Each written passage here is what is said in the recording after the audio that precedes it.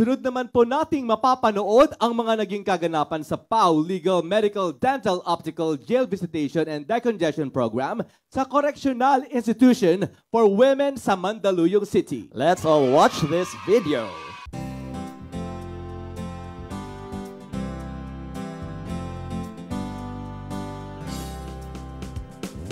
Buhay mo ay alay sa bayan.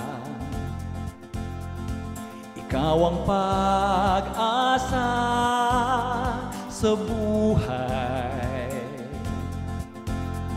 Mailap man ang katarungan. Sa halos buwan-buwan na pagdalaw sa Correctional Institution for Women o CIW sa Mandaluyong City ng Public Attorney's Office, Lawyers and Forensics Team na pinangungunahan ng ating punong manananggol pambayan, PAW Chief Persida Acosta, ay hindi nagmamaliw ang mainit na pagtanggap ng ating female persons deprived of liberty maging ng pamunuan ng nasabing pasilidad.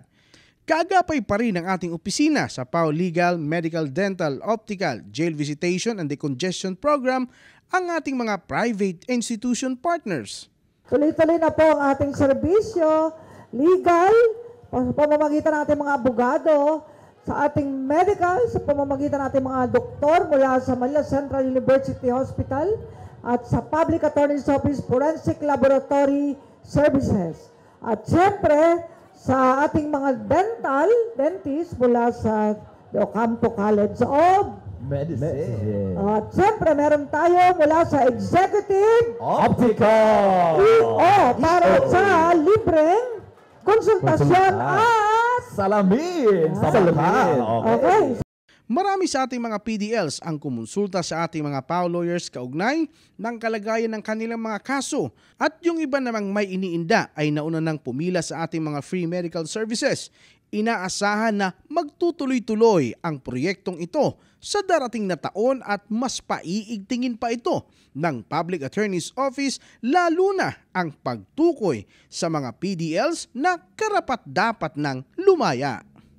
Malaking tulong po ang naibibigay ni Attorney Persida Acosta from the Public Attorney's Office sa ating mga inaalagaan na mga PDL dito sa Correctional Institution for Women.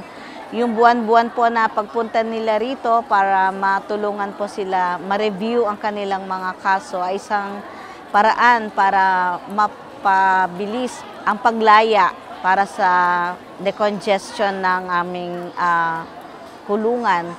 Para po sa ating mga persons deprived of liberty na nasasakupan ng Correctional Institution for Women, huwag po tayong mawalan ng pag-asa, no?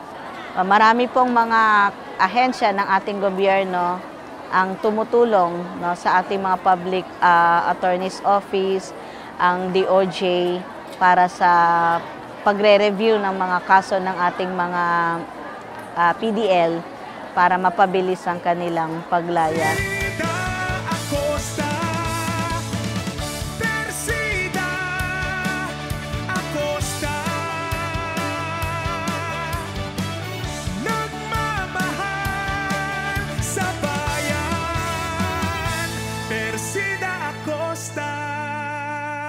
Ako si Gerald Ranyes para sa hashtag #PalaNews. Persida Acosta, hustisya ng masa, katarungan laban sa kahirapan.